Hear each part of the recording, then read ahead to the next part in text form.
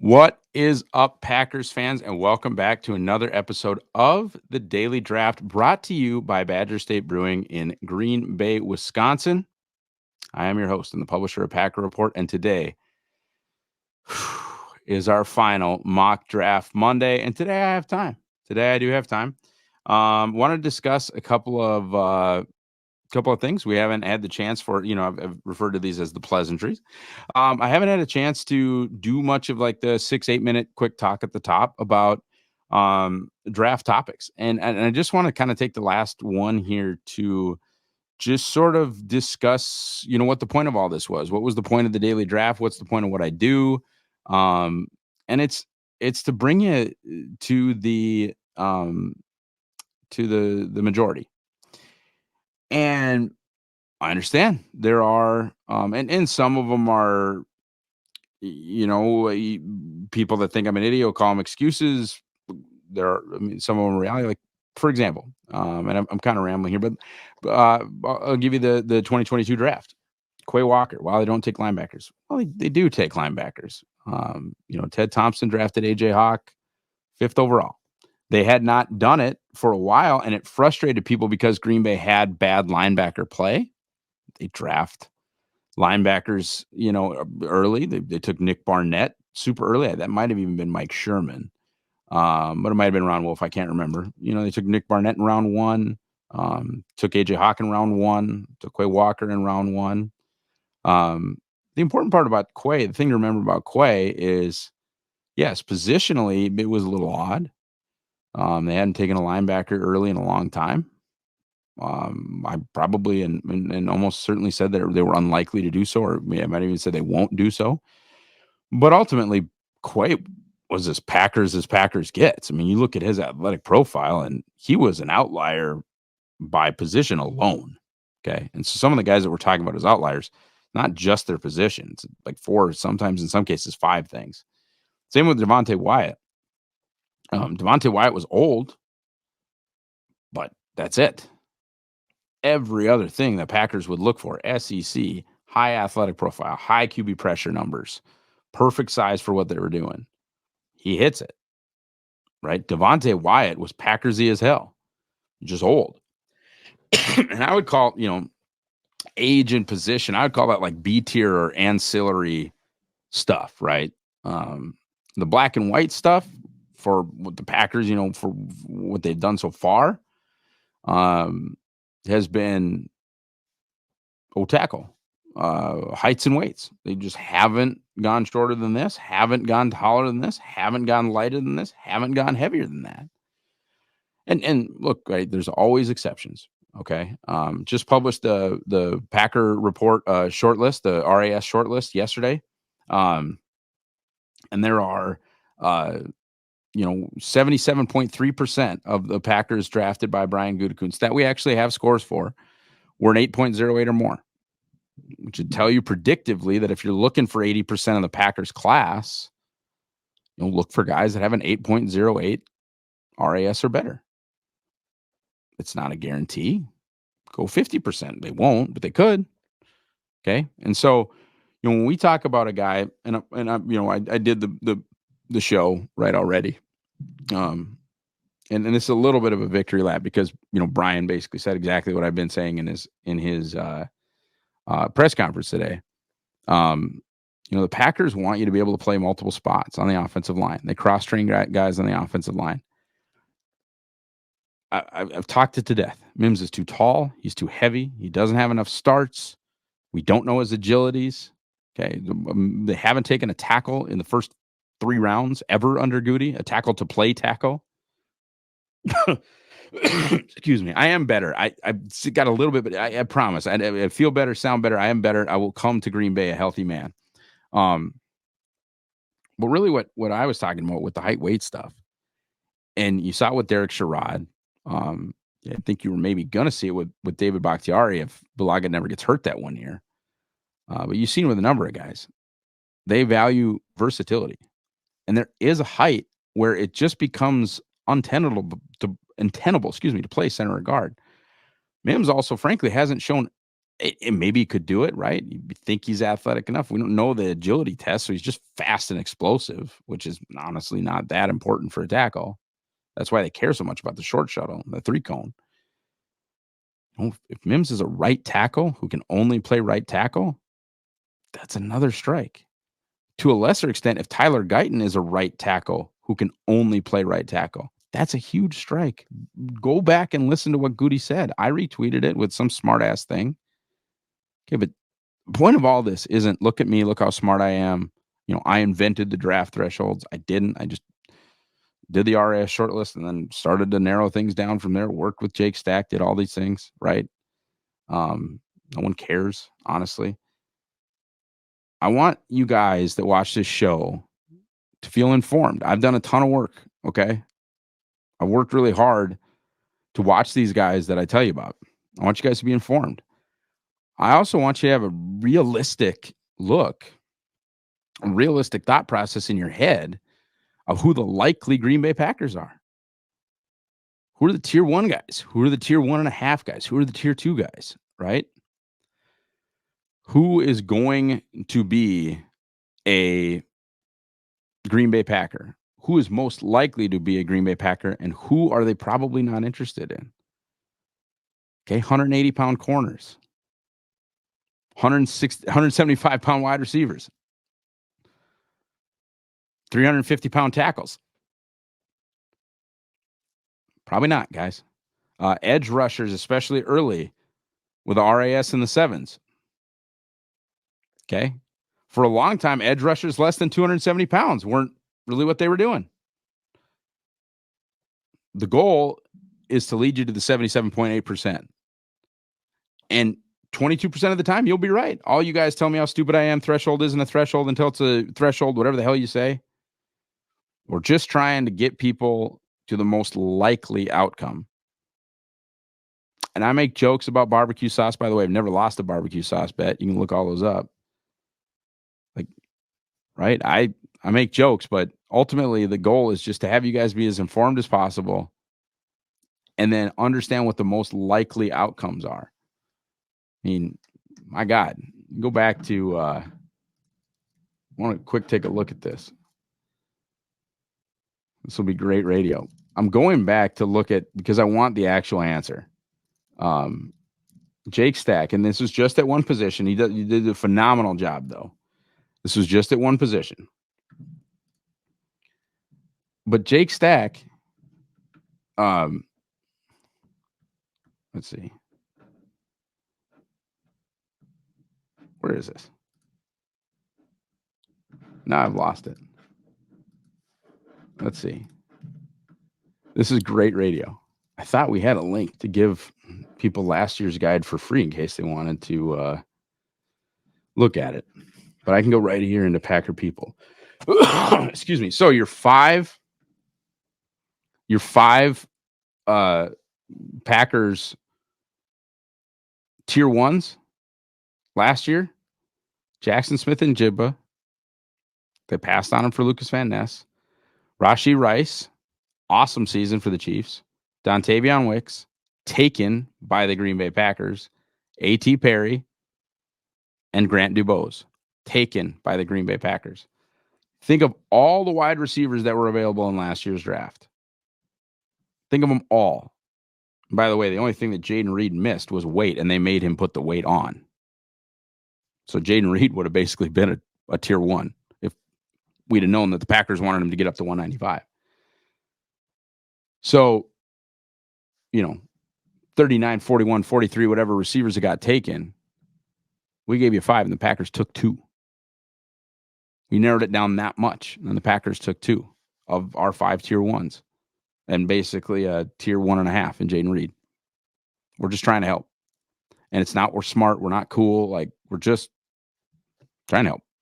Anyway, to what we actually do here on this show. First and foremost, we will take a look at a multi-round national mock that I have not seen yet. And today, I am so very excited to do that. One of my pals, before he was so gosh darn big time, and that is Jordan Reed over to ESPN. He's got a 7-round mock. We're going to look at the first 5 rounds for the Green Bay Packers. As always, I have not seen this mock draft. And sorry, I know it's paid content, ESPN, but everybody tweets what the picks are. So sorry. Okay, at 25. Oh, a trade. Nope, never mind. Excuse me. Graham Barton. Yeah, I mean, that's a super Packersy pick, other than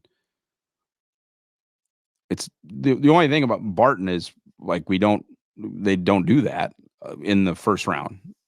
If you think he's an interior lineman, they haven't done that since Aaron Taylor in like 1994, which whatever, they could still do it, right? And they haven't taken a tackle super early either. If they think he can play center, they did take Elton Jenkins in the 40s and they took Josh Myers in the 50s. So it's not that nuts if they think he's like a really, really good center. I mean, I think it could happen. It's not a super Packers pick, but it could happen, especially with DeJean on the board. They took an offensive lineman. This is a selfish personal thing. They took an offensive lineman from Duke ahead of Cooper DeJean. I'm going to need some help on Thursday night at the Cheesehead TV draft party. Yeah, I actually think this is going to happen. Edgerrin Cooper at 41. We did our Packers draft, which means pick teams of like the most, like Jake Stack's been really good at it. Obviously, he's the I think maybe even the defending 2-time champ of the Packers draft, and he is the father of our particular tiers, our threshold stuff at the Packer Report draft guide, which you need to buy, by the way, link in description. Jake has kicked our butts. Me and Jacob Westendorf. Jake Stack has kicked our butts twice. Jacob Morley, as you know him on Twitter. But Edgerrin Cooper was my first pick in the Packer Report draft. I took him as the most likely Green Bay Packer, and I probably would have taken Barton second. So shout out to Jordan Reed, because I think he's taken 2 of the most likely Packers with his first 2 Packers picks. Jordan Reed's going to get an A++ for me. Cole Bishop, another one of my Packers draft guys. I don't really give a crap about arm length with safeties. I don't think or know that they do either. I know he's got like alligator arms or T-Rex arms or whatever. I just don't care. Man, if they started this draft, like I'd be annoyed with the Barton thing a little bit. But man, Barton, Edge Cooper, Bishop is a very Packersy draft. Jordan does the work. He's a stud, man. And I'm not saying he's like grinding every single all 32 teams to their tendencies, but he's nailing what Green Bay does in these first 3 picks. Scooting down to 88 and 91. All right. Kyrie Jackson. He's interesting. There's one thing that Kyrie lacked. I think was honestly, now that we have like agilities for Kyrie, I think it was probably unlikely that he becomes a Packer. Or I can't remember what it was. Let me look, because I think we got like an actually official RAS for him that kicked him off of Green Bay's like 8.08 or above deal. And they care about athleticism at corner a lot.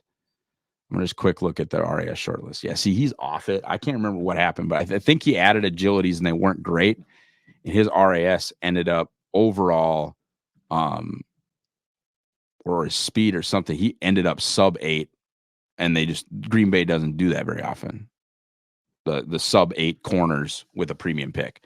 So that'd be the only kind of questionable thing about the Kyrie Jackson thing. That's Packersy as hell, and something I'd like to see them do with Jalen Wright, running back, Tennessee at 91. 7.4 a carry, 35 10-yard plus runs. You can see it all here. I've done a Jalen Wright episode you guys can find. Man,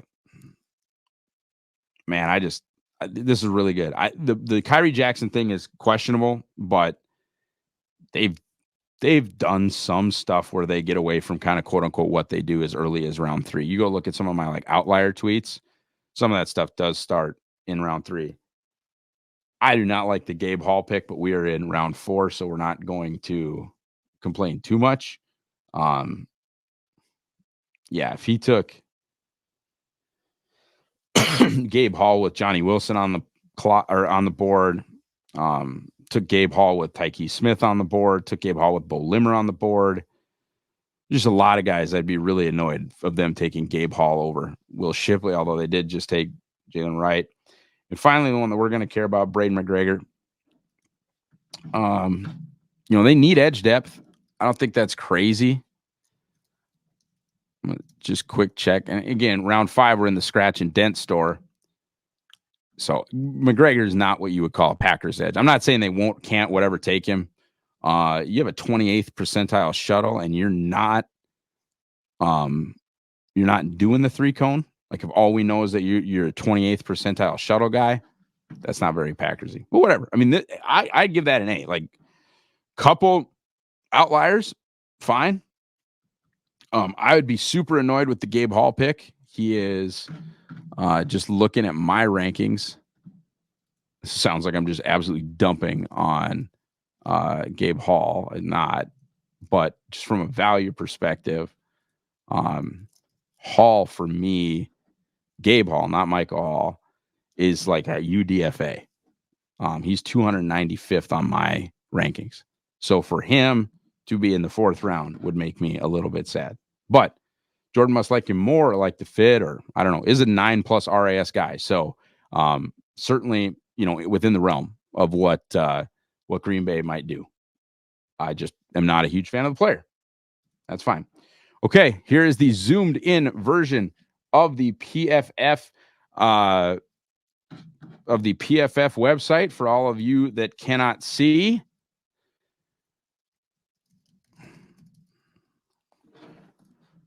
Diving right in. I figured the last one, we're just going to do a full simulation of what I would do with the Packers' tendencies sort of in my mind.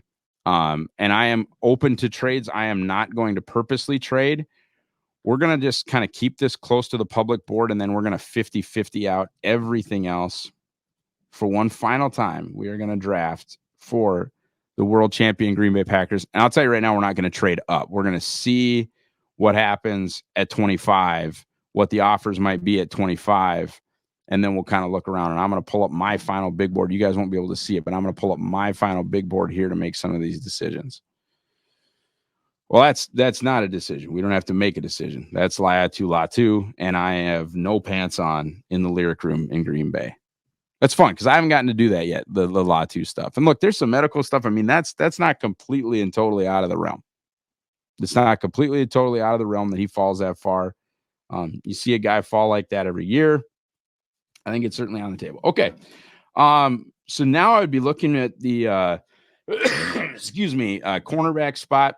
For one of my top 6, preferably one of my top 5, because definitely I think there's a gap for me between my number 5 corner. Just getting in my my sheet here. So my number 5 corner is Kool-Aid. And see, he has a real first round grade for me, and he's 19th overall. And TJ Tampa, who I very much like, is 40th, and Rakestraw is 44th. So like there's a gap between Tampa and Kool-Aid that's pretty serious. And just looking here, it sounds like I would have to take Tampa if I was going to go the cornerback route. As far as what's available, I think at this point in time, especially Keon Coleman is very interesting, but we already kind of did our luxury thing, right? Because the Packers have needs. They need an offensive line body even after the Dillard thing.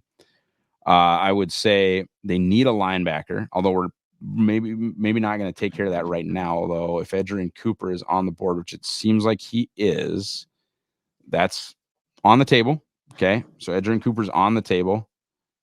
Yeah, he is. Okay, he's available. They would call it a reach. Cheating would say at 50. Oh, we were at 58. What did I do at 41? My brain is broke. No, we're not. I'm over there. I'm sorry, guys. I'm screwing this up. So as far as my board goes, because Chop Robinson's gone, Kool-Aid's gone, Fuaga is gone, Powers Johnson is gone, Brian Thomas Jr. and Xavier Worthy are both gone. Okay. Then it's Fautanu and Mims. Again, Mims is not somebody I'm going to take because I don't think they will. Plus, it looks like he's gone. Then it would be Keon Coleman or Chris Jenkins. But again, like I think we have to address a need here because while edge 4 is a need, it's edge 4. You have Rashawn Gary, you have Preston Smith, you have Lucas Van Ness. I'm very super excited and pumped as hell to get Latu. Okay, he's got a blue chip grade for me. Should never be available at 25, but I could see how it could happen. The next stuff, I mean, he was retired by the first college team that he played for. I think it was Washington. They moved to UCLA. They medically retired him. So it's possible that the Packers could clear him medically and some other teams didn't. And all of a sudden, bing, bang, boom, he's whatever. So from a value perspective, I can't get Jordan Morgan. I have some guys, but my last first round grade is Mims. So even though I have Keon Coleman 27th, which you can't see, he has a second round grade. Chris Jenkins has a second round grade. These guys that are available. Jordan Morgan is unavailable. Graham Barton is unavailable. I know Cooper Beebe is available. I'm not going to do that. I'm not going to do that. You know what? I'm going to just stop talking. I'm going to take TJ Tampa and pray that I can get. No, you know what? I'm not going to do any of that. I've talked and talked and talked.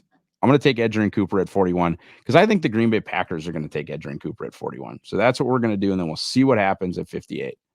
Tampa went. That kind of sucks. Jaden Hicks went. That's not great.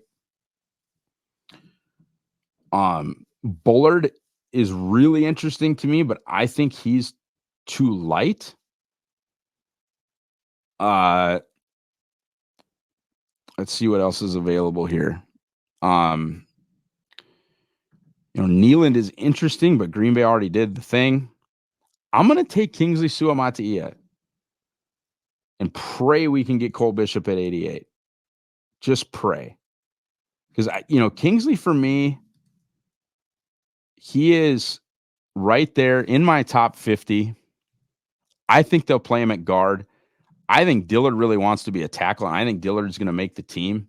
So I think your interior depth is now Kingsley Suamataia, and your tackle depth is now Andre Dillard.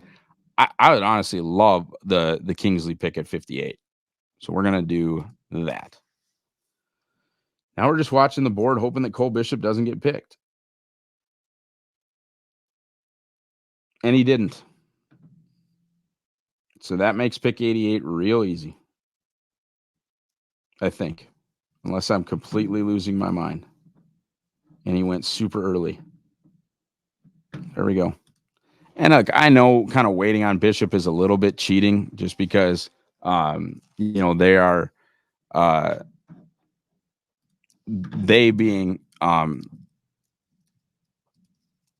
Packers are, not even the Packers. Consensus is just higher on Bishop than where PFF is, even if I did move it all the way over to the public board. Gun to my head, I don't think Bishop is available at 88. I'll just say that. Okay. I'll just say that. Okay. Now the Packers want a running back in Trey Benson. Trey Benson, we don't know his agilities, but he fits everything they need. That's fine. So we got the linebacker taken care of. We got the offensive line taken care of. Running back, we have not taken any type of corners. I'm really hoping that Kamal Haddon is available. He is a Packersy dude. The other guy that I would definitely take, though, if Haddon isn't available. No, he is. All right. So they're going to say this is a reach. But he is the most Packersy guy left. And I'm going to take Kamal Haddon there. And now I can kind of do whatever I want in round 5. Because all the stuff that needs doing has kind of been done. Probably another offensive lineman, just depending on who's there. Nope, Cedric Gray. They need 2 linebacker bodies. Gray is in my clump. I'm going to take him. They might be higher on Cedric Wallace, potentially, or Trevin Wallace, excuse me. They did have him in for a 30 visit. I'm going to go with Cedric Gray. I think he and Edge Cooper are both probably outside linebackers and might kick Quay inside. But if they're going to do the Nick Barnett thing and move Edge Cooper to Mike anyway, then Cedric Gray is a fine draft choice. So we will take Cedric Gray. Really excited about this one. Really excited. Latu, Cooper, Suamataia, Cole Bishop, Trey Benson, Kamal Haddon, Cedric Ray. Probably a couple of offensive line picks now coming late. Dillard makes that not as important. You look at this, right, and you have your 5 starters. They haven't cut Royce yet, so that's 6. Kingsley makes 7. Andre Dillard makes 8. Yeah, they'll take a couple more guys. If you're going to give Caleb Jones a chance, if you're going to give Luke Tenuta a chance, this is not insane. You grab a couple guys. They got a bunch of picks after this. So I understand that offensive line is important, but I'm very comfortable with the draft that I just had. And this will go up on Packer Report just a little bit later. Okay. My name is Ross Uglem. Thank you so much, guys, for watching Mock Draft Monday. I know this is the one that gets the most views, that gets the most listens. Just wanted to tell you how much I appreciated you guys on Mock Draft Monday this season. Buy the Packer Report draft guide. Very important to us. We appreciate it so much. Promo code DAILY for 10% off. And follow us over at Packer Report. I do believe today is 50% off of Packer Report VIP. You'll get all of our premium draft content, all of it. So that should be something, that you guys do. That should be something that you guys do. Help us out over at Packer Report and so much awesome VIP content coming for and after draft week. Film breakdowns, real college, all 22 film breakdowns coming.